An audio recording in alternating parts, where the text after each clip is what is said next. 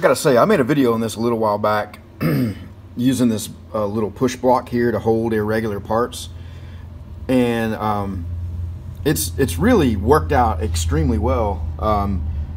I just it's just crazy because it's just an offcut that I did a little bit of work to, and the thing that makes it work is that it's irregular shaped and it has several points on it. If you ever tried to square up one part of it against this or the workpiece, it would try to square your workpiece to whatever. And if you have something on a funky angle, or just you can't get a good contact on all of it, you know, it just keeps it pushed right up against the fence. This whole thing is not even square, no edge on it is square anywhere, this piece that I'm cutting. And of course I've got some funky cuts I'm having to make on it here. But one of the things I just thought I'd mention that I came up with, or that I just decided yesterday, is you kind of find out what you like and don't like. And one of the things I don't like is making a big mess, so that about the only thing I can do is push it out of the way or throw something in the floor that gets scooted off, because I've got so much stuff crammed up on here trying to work on this thing. But I'll show you this on this part that I'm working on. You see how they've got the two different sections welded together, and they've got some straps on it here. So this rail section and this rail section are welded together, and there's seams all the way around it and on the inside of it, and you know, and everywhere. So I thought when I was making this one, I would make it so that it's bolted together. The top and bottom rails are bolted together, and I'm going to try to get this zoomed in where I'm not showing too much of it. So I was working on that, and you can see I just got this tacked right here. It's all tacked. I mean, my bolt together brackets are tacked in place. And I got ready, so I was, you know, really excited about my work, and you know, hey, I got this all tacked up, and so it's a good thing I did this, and because I spent I don't know, maybe an hour and a half making these brackets here. I had to redesign them like 2 times to get them to fit like I wanted, and cut them on the CNC plasma table. And so you can see I got a bunch of rejects that have different configurations, and I finally got the right ones that fit it, and I had it duplicated on both sides. Does anybody notice the problem with it? I mean, I worked on this thing, I kept looking at it, I kept fitting it, you know, getting the bolts in it, and you know, I put washers in here to put a little space between the two upper tabs, you know, so that it didn't have like a super tight fit, so that you had a little room to negotiate, you know, trying to fit it up. Does anybody see anything wrong with that? And why did it take me all this time looking at it, a couple hours worth of work, before I figured out that something was wrong with it? Well, you can't take it out. When you take the bolt out and start to raise this rail out, well, it catches here. It's like trapped in there. No way to get it out. And I don't know, it was about 4 o'clock yesterday.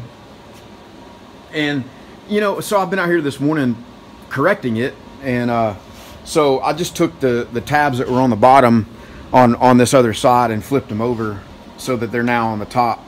And, you know, I've got my other tab. I'm having to remake that. That's what I was cutting on the bandsaw.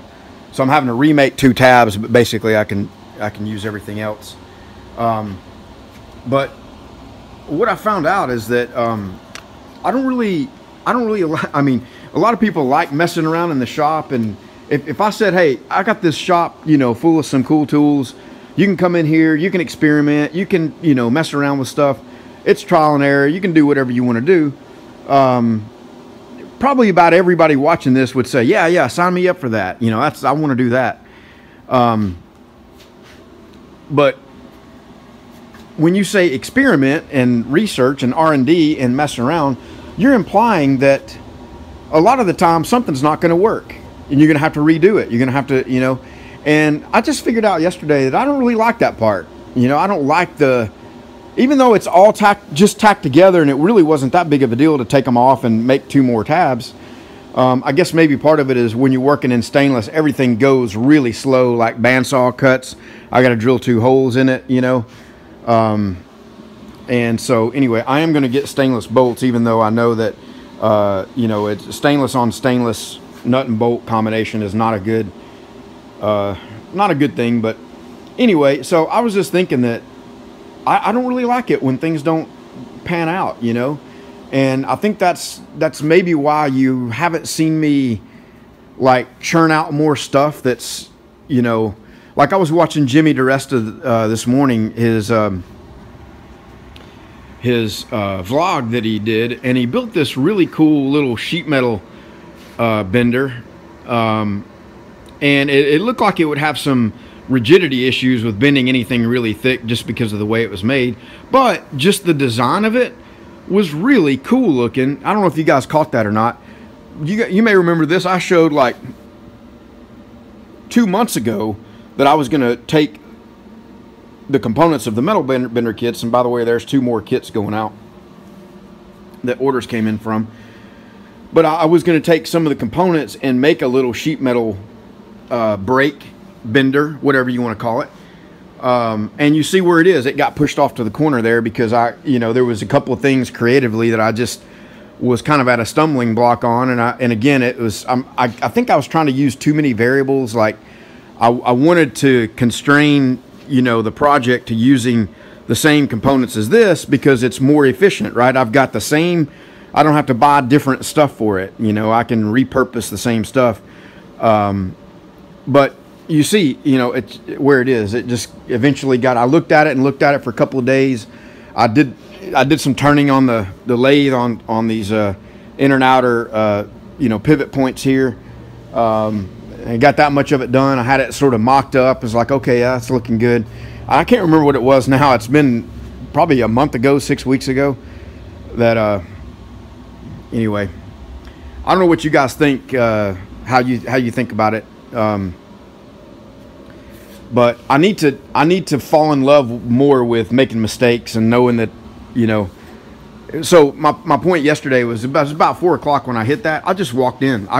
I just walked straight in there and got on my laptop and started looking at other stuff and watching YouTube videos and whatever, because I don't know why. Maybe it's the winter time and it's freaking cold and nasty and just lethargic.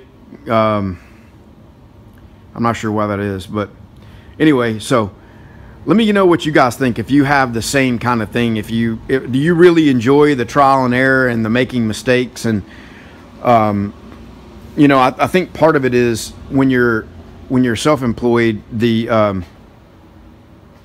you know, the difference is you're not really getting paid for that extra time. And for the most part, I haven't really thought of this project I'm working on with all the stainless. I haven't really thought about, you know, is it a profitable job? Is it, you know, because I'm doing it time and materials, and I gave them an estimated number of hours, and I've already blown those hours out. I mean, part of what I did was I gave them a time and materials for a design phase, and I gave them the estimate to build it as well up front. And when the design phase came back with, you know, a pretty radical change with having, you know, all these 200 something holes drilled and tapped in it, I should have went back and reassessed everything and you know, and changed the bid. I don't think that's my issue though. I haven't really thought too much about, you know, well, I'm only, you know, I'm doing this for free basically now because I've overshot the hours that I put into it. I don't really think of it in those terms, but maybe subconsciously it's interfering with it. I think it was just, you know, it's one of those things where I just don't handle disappointment well.